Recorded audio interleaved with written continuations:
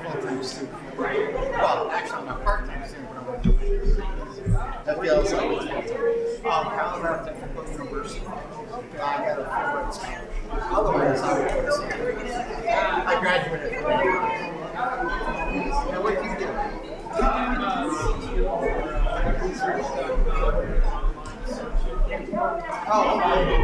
Oh, nice. Yeah. I guess so.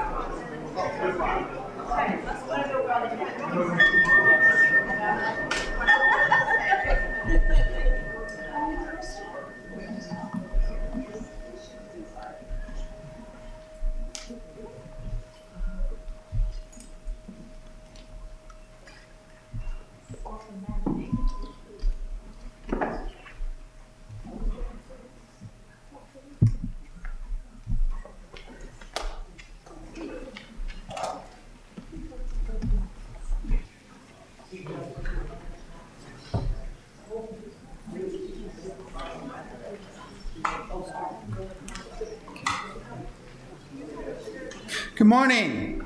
I am Mike Pace, and I use the him, he pronouns.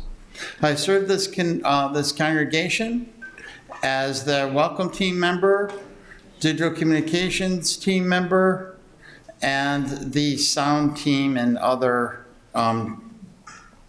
committees as well. Today, I am the worship associate. Welcome to our special place. We welcome especially those joining us for the first time. We live stream our services on YouTube, and our recordings are then saved in our UUCQC YouTube channel. If you don't want to appear in our recordings, you can sit under the owl's nest by the bookshelves. We invite everyone to join us downstairs at their service for coffee hour, snacks, and conversation. We would like to get to know you better. Thank you for joining us this morning. Before we begin our service, Lori has an announcement to make. Oh, it's at the end? Yes. Okay. Go ahead, Alice.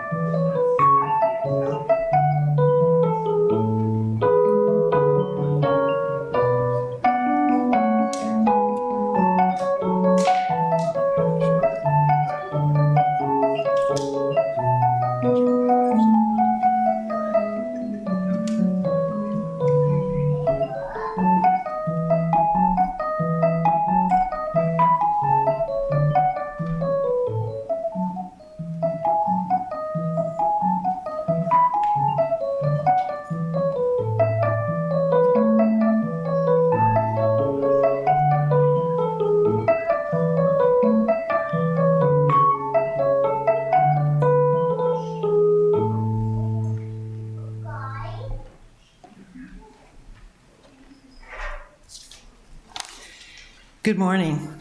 Good morning. I'm Alice Martin, and we'll be leading this service of Journey this morning. And I want to thank Mike for stepping up to be a worship associate. Our opening reading today is going to be a poem, and there's an insert in your order of service, and it was written by a Greek poet, Constantine Cavafy, back in the early 1900s. Now, as I was preparing to do this service for my reflection, I thought immediately of his poem, The Road to Ithaca, but I couldn't find it anywhere. And so I decided I would be led. If I didn't find it, it wouldn't even be a part of what I did today. But then in a random going through old documents, I found it. So I was led on this journey here by that guide we get from who knows where. This poem, The Road to Ithaca, was inspired by a return journey of the mythical figure Odysseus to his home island of Ithaca, as it was described in Homer's poem about that journey. It took Odysseus 10 years to reach his home after the Trojan War and reassert himself as the rightful king of that kingdom. The term Ithaca symbolizes the idea of a journey or a quest for knowledge, for personal growth, and the importance of the experiences gained along the way, rather than just the destination itself.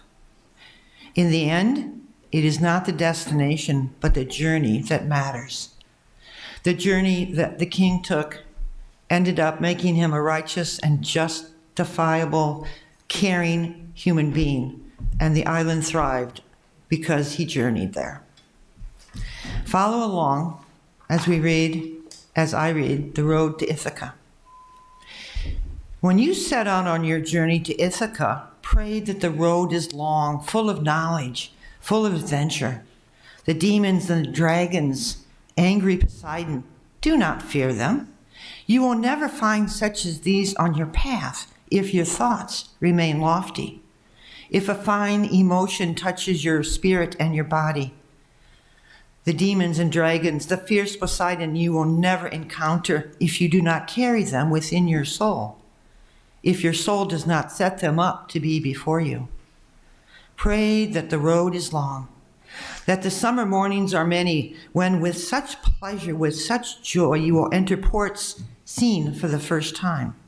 Stop at Phoenician markets and purchase fine merchandise, mother of pearl and coral, amber and ebony, sensual perfumes of all kinds. As many sensual perfumes as you can. Visit many Egyptian cities to learn and learn from scholars. Always keep Ithaca in your mind. To arrive there is your ultimate goal, but do not hurry the voyage at all. It is better to let it last for many years and to anchor at the island when you are old, rich with all of you have gained along the way, not expecting that Ithaca will offer you riches. Ithaca has already given you a beautiful voyage. Without her, you would have never set out on the road. She has nothing more to give you. And if you find her poor, Ithaca has not deceived you. Wise as you have become with so much experience, you must already have understood what Ithacas mean.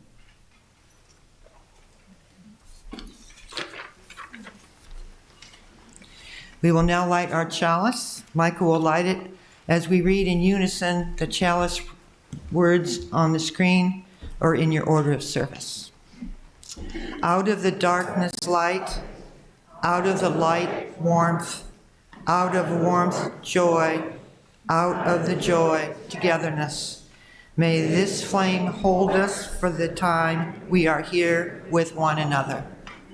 May we all rise in body and spirit for our opening song, 159, This Is My Song, and arise only if you're able.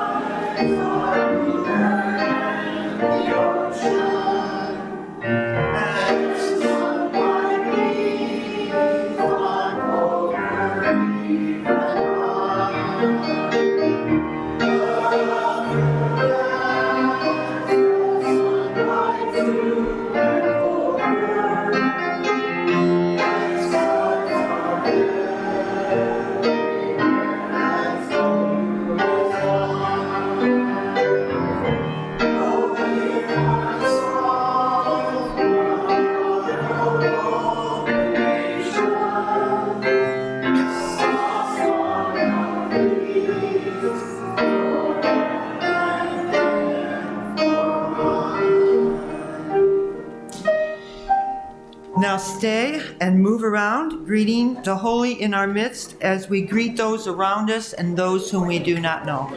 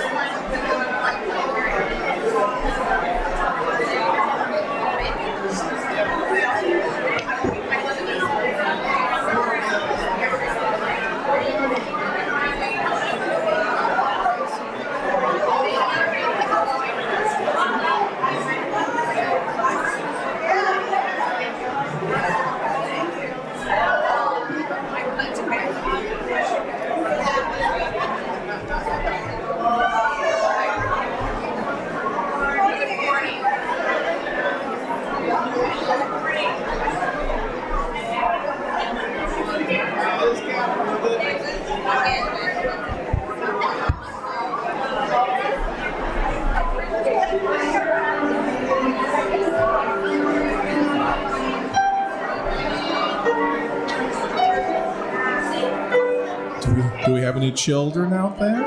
Anyone? Children, come forward, please, if you want to.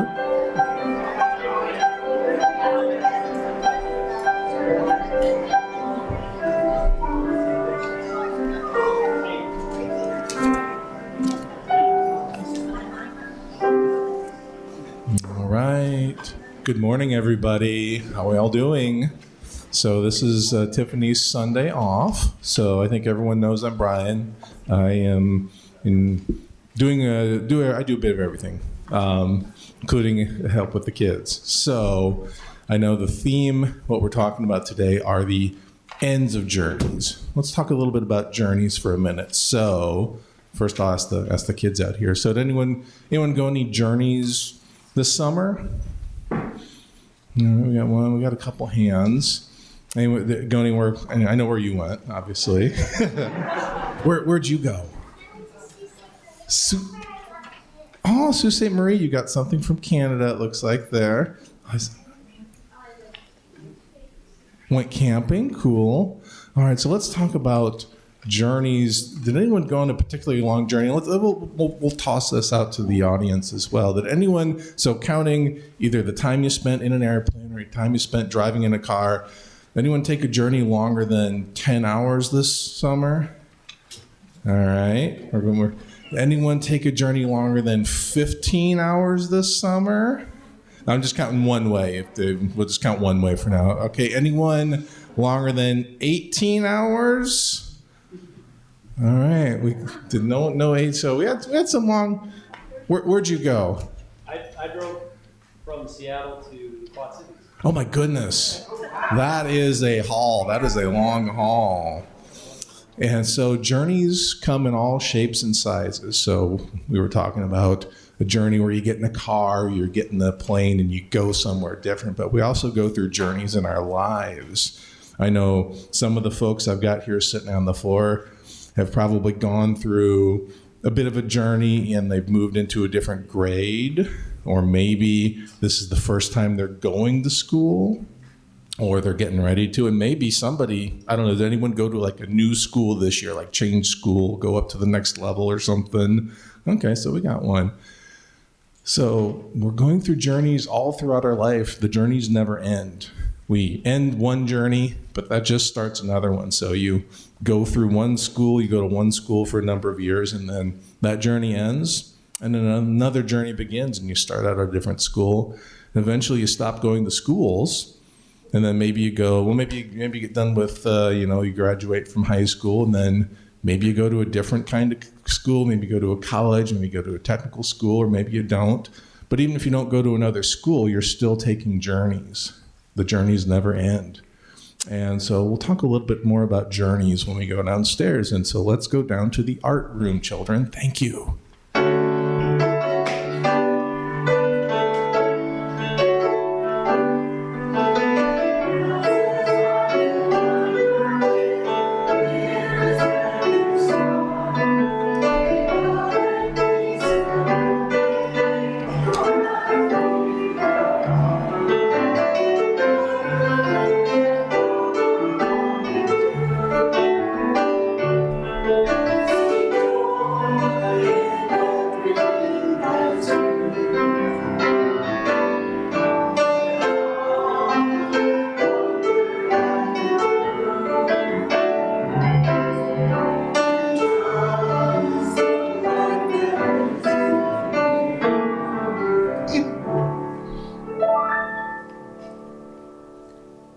Good morning. Good morning. I am Susan Perry, a member of the pastoral care team. As we gather today, we pause to reflect on what lies within our hearts. In this time of sharing, we take a moment to recognize our personal joys and sorrows and to read from the book of joys and sorrows, those personal life events that you have chosen to share with us. We have two joys. An anonymous person states they are thankful for this beautiful weather and to all life's beauty, which we often take for granted. There is a second joy from Marcy. Deshawn is doing really well in South Carolina.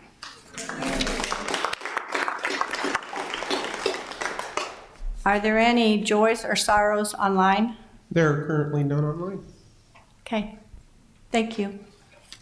The sorrows are in Harrington Post that we are acknowledging the deaths of longtime members Jim and Val Mentis, who died a month apart.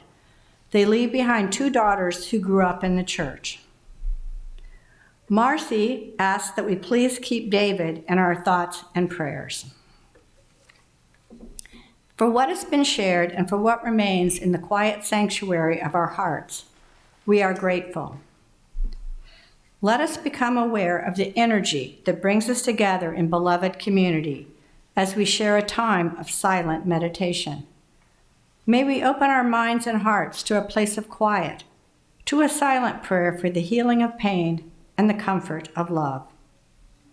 You are invited to come forward and light a candle during the musical meditation that follows.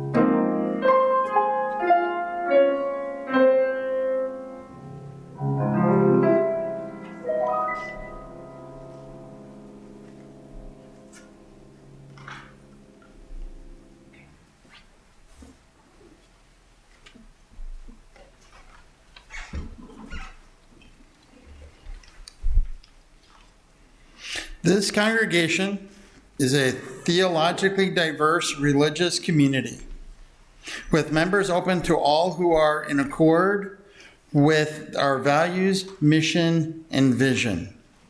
Our congregation is entirely self-governed by the democratic process. One of the privileges of our free church tradition is to provide all the financial support of our many ministries from among ourselves. Generosity, therefore, is one of the spiritual values we recognize as central to our personal and institutional well-being. This month's undersigned designated plate offering will go towards advances the rights and best interests of immigrant children. For more information, refer to the back of the order of service where the website can be found. We invite you now to participate in the blessing of giving as the ushers come among you to accept the gifts of the congregation. Please be as generous as you are able.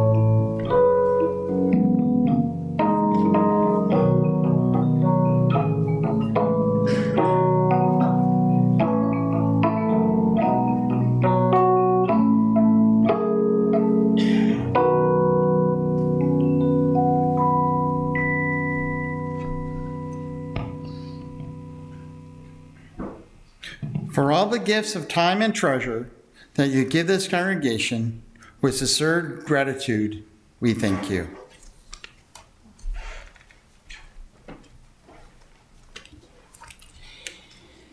This summer, our theme for August and July have been journey, and that we have done. John and others reflected how, on looking through the rearview mirror of their spiritual journey, brought them to the Unitarian congregation. The wisdom of the Crones were shared of what they had learned from their life journey. Diane talked about the journey of superheroes as symbols of hope, resilience, and justice. Bridget talked about the journey of growing into a covenantal relationship, the foundational thread of Unitarian Universalism. Mindy and others led us into interaction with each other on the meaning of life's journey. Rabbi Karp talked about his experiences in the social justice area, which led him to a journey of writing a book. And here we are, at the end of our summer theme of journey, with Soul Matters themes starting up again in September. But the question does need to be asked, is there ever an end to a journey? Or is life one long journey we travel with different phases like chapters in a book? We build and grow from each phase, each path, taking us to a new awakening, a new thought, each chapter on the journey leading us to the next path and the next path. We bring with us what we have learned, observed, intuited into our being, and we bring those attributes with us as we set off on our next chapter, following the road less traveled. Joseph Campbell, a mythologist and author, suggests there is a universal story pattern from across the cultures which is reflected through mythology. Myths, says Campbell, are not literal truths, but metaphorical stories that provide guidance for our life, helping us to find meaning and understanding in the mystery of ourselves. The hero's journey, as he coins it, is a timeless concept that continues to be relevant today because it speaks to universal themes throughout humankind of self-discovery, transformation, and growth. The hero's journey is reflected in the poem we read in the opening, The Road to Ithaca. Ithaca represents the ultimate goal or destination, which is really coming home to ourselves. But the journey itself is the gift, as we are guided and led to overcome our projection of fears and insecurities, the dragons and the demons that haunt us. To find the love is not outside of us, but has always been within us, waiting to be uncovered and shared with the world. In Campbell's books, he has 12 phases or stages of the journey, but we have combined them into 3, thank heavens. It begins with departure, when something disturbs you, a question that you cannot answer, a repetitive behavior that keeps giving you the same result that you don't want. Being angry, but when I really just want a hug. It is an inner voice yearning to be heard, and it is persistent with the questions. What if? What are you doing? Who are you in that most inner sanctum of your being? Who are you when really no one is watching? What that whispering voice inside of us is the call to the journey. It is your authentic self desiring to break through those demons, break through that anger, all your fears and insecurities that is buried in the darkness within you. Its desire is simply to allow your light to overcome the darkness, the radiant light of who you are, and show up for the life you are called to live. As Marianne Williamson has said, our deepest fear is not that we are inadequate. Our deepest fear is that we are most powerful beyond measure. It is our light, not our darkness, that most frightens us. The hero's journey is set before us to discover the light within us that we have dimmed by not believing we are powerful beyond measure. We hear the call when we are weary of the darkness and compelled to face that which frightens us. Or as someone plainly said it, how does one become a butterfly? And the response? You must want to fly so much that you are willing to give up being a caterpillar. And so we depart our comfort zone to begin the journey to meet ourselves. And this second phase is initiation. As we travel in inches along this path, we will meet challenges, self-doubts, and adversaries who will try to pull us back into our own comfort space of how we used to be. But on this journey, supported because we've heard the call, we will face our doubts and our fears. We will confront our demons and dragons as we walk through them on the journey. And to our surprise, only to find out that they reappear as friends to guide us on our journey. The demon of pride will turn, pride will turn to humility. The dragon of anger will ease into serenity. The loud thunder of the Poseidon will silence and turn from fear into courage. And with each step the pilgrim takes, We become sure of our footsteps. Each word spoken will have a new tone, and a peace that passes all understanding is the melody we begin to sing. So doggedly we walk on, seeking, listening, staying with ourselves as we uncover so slowly the glimmers of love for ourselves, surprising us as we begin to walk lighter, straighter, and with our head held high. We find we no longer react as we once did. We no longer are compelled to try to prove our worth. We don't have to lash back and have the last word. And the once dimmed light in us now has been uncovered and is beginning to shine like a beacon on a hill. So, now initiated into parts of our being we have kept hidden, we return to where we came from in this last phase of the journey, the return. Remember, in our road to Ithaca, the king returned a much more humble and wise ruler of his kingdom. So, that too is our journey as well. We are different when we return than from when we set out. For we now have returned with newfound knowledge, a greater and deeper depth of wisdom, a greater capacity for loving ourselves and thus for others. We return with a realization of our gifts that without hesitation we give away to others. It's a hero's welcome, not as much by those who greet us, but by a universe that is well engineered our journey with its quiet voice yearning to be set free in us. We now see a sunrise, which is a hello.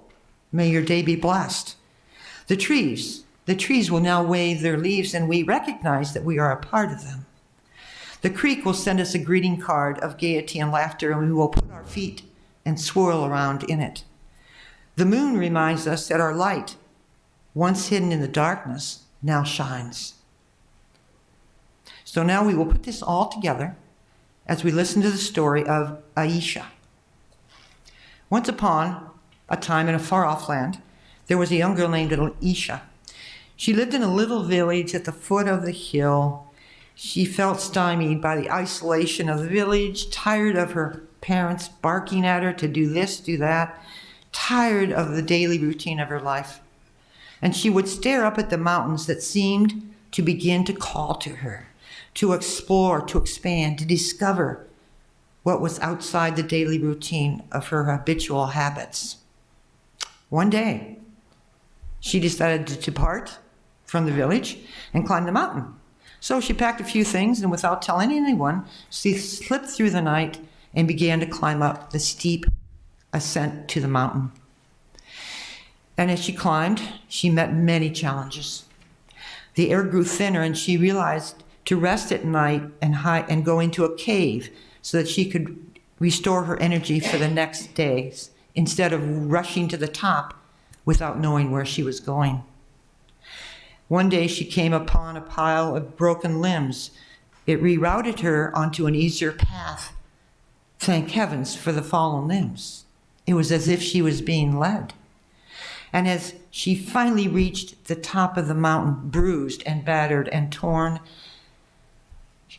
she sat and savored that moment, and she realized that she had learned so much about her journey, from her journey about herself. She had learned that she had great courage, that she had arisen through all of the trials and the demons that chased her. She was far wiser than she had ever believed she could be, and she was capable of doing all she dreamed of. She climbed down the mountain, feeling humbled for having been called to such a journey. And then when she returned to the village, she was greeted with a hero's welcome. From that day on, Aisha became known as the girl who climbed the mountain. She went on to become a mentor and a role model for young girls all over the world. Her story inspired others to step on a path that called to them, that transforms them, that brings them into the light they truly are, and to save the only life they can save. Mary Oliver says it as well in her poem, The Journey. One day you finally knew what you had to do, and began. Though the voices around you kept shouting their bad advice, though the whole house began to tremble and you felt that old tug at your ankles. Mend my life, each voice cried, but you didn't stop. You knew what you had to do, though the wind pried with its stiff fingers at the very foundations.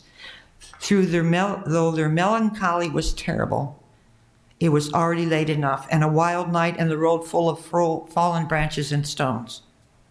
But little by little, as you left their voices behind, the stars began to burn through the sheets of clouds. And there was a new voice which you slowly recognized as your own, that kept you company as you strode deeper and deeper into the world, determined to do the only thing you could do, determined to save the only life you could save. This journey of life must be taken by each of us to find the treasure of who we are, but we do it as well in community. Our community has been on a journey for over 150 years, maybe 170. There have been numerous changes over the years, numerous challenges, numerous crises, but each section of a path that we have detoured around has been part of why we are still here today. We have had stops and starts, uphills and valleys to cross, especially, it seems, to those present in our last 5 years. We've had the comings and goings of a pastor, wondering if we'd be lay-led or pastor-led, changing then each time how we do things, to a changing leadership in the board, to a newly devised program council and our team leaders, all in flux, with detours and backtracking to start again on a new path. But what will sustain us through these next chapters in our book, through this next path we find ourselves on, will be to take one step at a time. And I honestly believe that what will sustain us will not be any one pastor, any one individual, no one policy, or any or all the money in the world.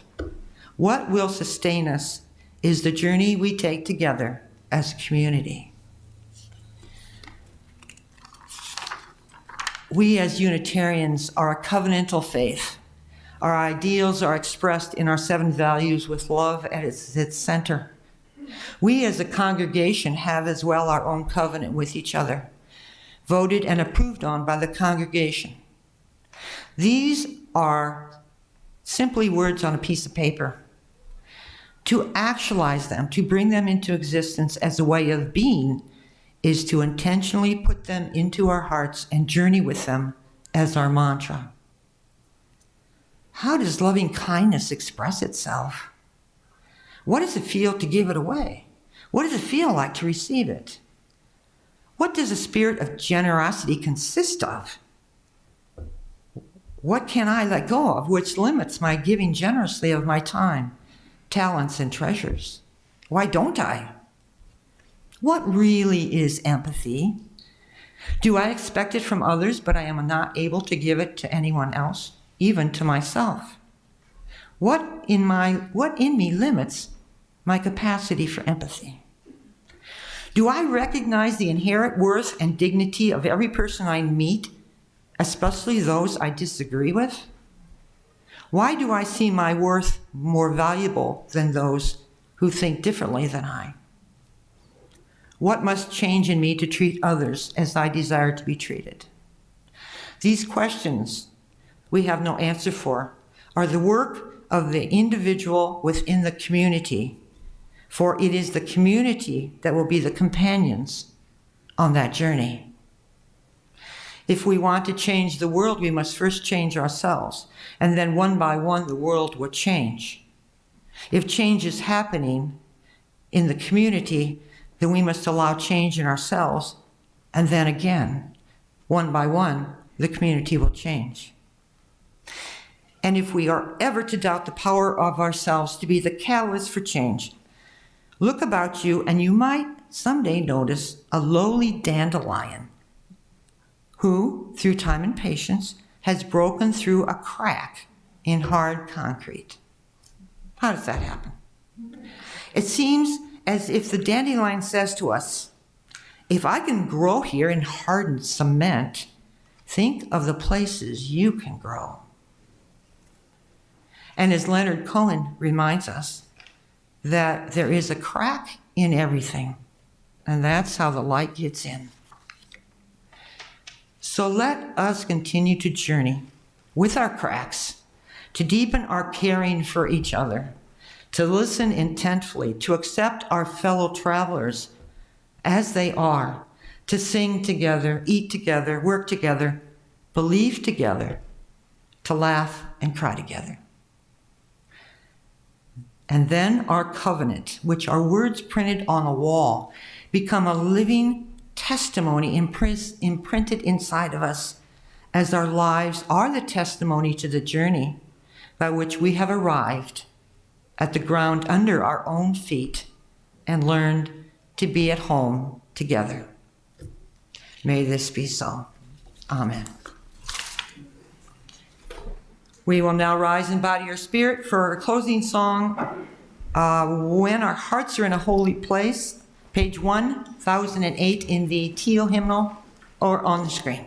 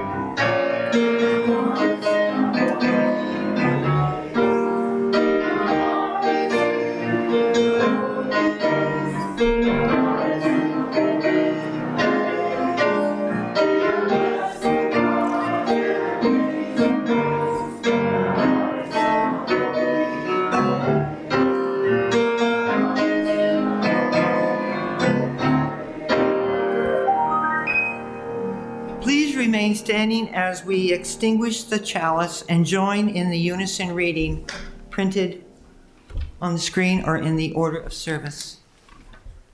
Out of the darkness, light. Out of the light, warmth. Out of the warmth, joy.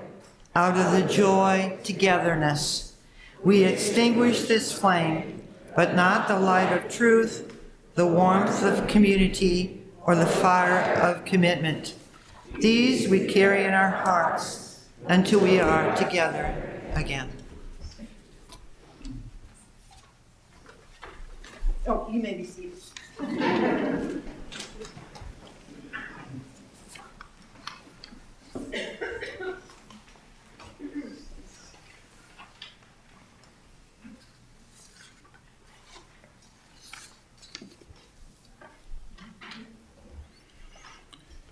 At our service on Sunday, September 7th, we were joined in community by participating in the water ceremony and asking all to bring a small container of water with them to the Sunday service.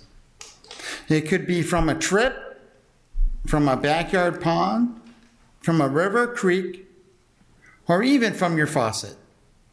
We will each pour our water into a large container, and those who are comfortable share a brief response on the significance of water in their lives. Our youth will be part of the service and participate with their parents in reflecting on the gift that water is to them. We ask that the kids sit with their parents during the service, so able to participate as a family. There will not be a youth programming downstairs on September 7th. The property committee will be trimming the trees on the property on Saturday, October 4th, starting at 9 a.m., and are looking for some extra help. Please see any member of the committee if you are available. Please save Sunday, September 7th on your calendar for a musical performance by Jim Scott, a UU composer and musician, at 7 p.m. in the sanctuary. He has been here several times before with Charlie King, one of our former members. He is on a Midwest tour on his current production, Vision for the Planet.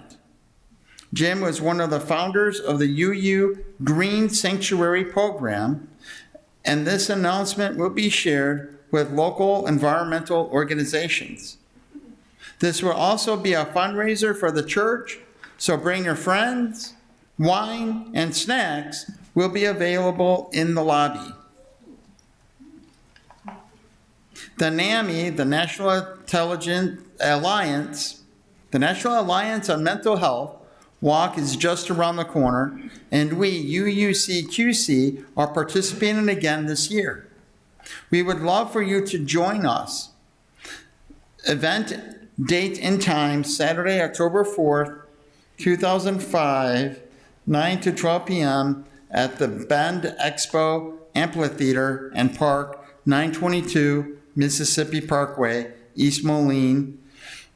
Contact information would be Lisa Campbell and Marcy Doyle. And Lori?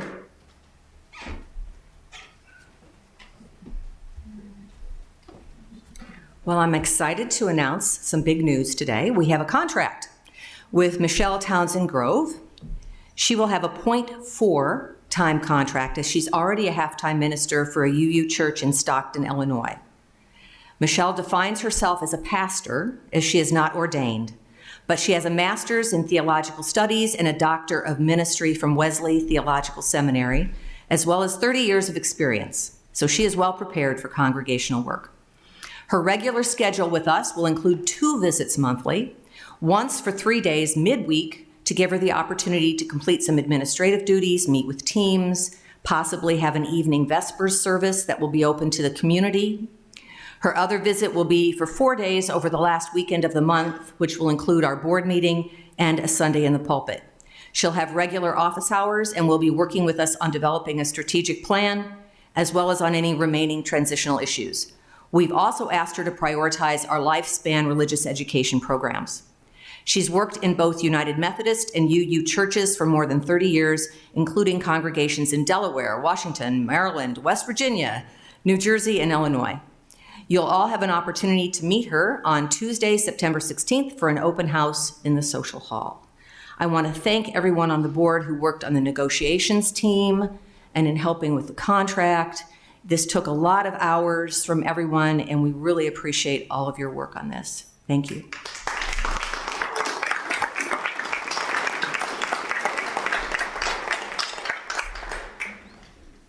And so we step on another path together. Let us journey well.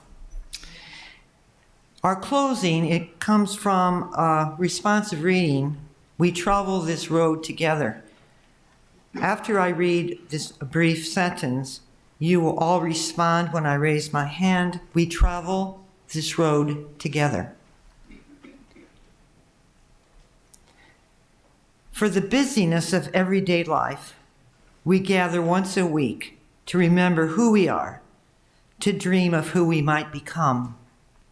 We travel this road together.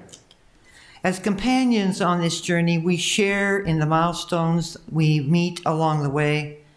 Individual moments of joy and sorrow become shared moments of comfort and celebration. We travel this road together. We share this journey across differences of belief and opinions because we value diversity and because we care for one another. We travel this road together. As we leave this sanctuary, let us notice our fellow pilgrims, the burdens that they carry, the songs that inspire their hearts. We travel this road together. And as we grow into our beloved community, let us open the holy havens of our hearts. Let us share the sacred places of our souls, for we are pilgrims who share a common path. Let us travel this road together. And in our final words, the way is long, let us go together. The way is difficult, let us help each other. The way is joyful, let us share it. The way is ours alone, but we go together in love. The way grows before us, again and again. Let us keep beginning again and again. Amen.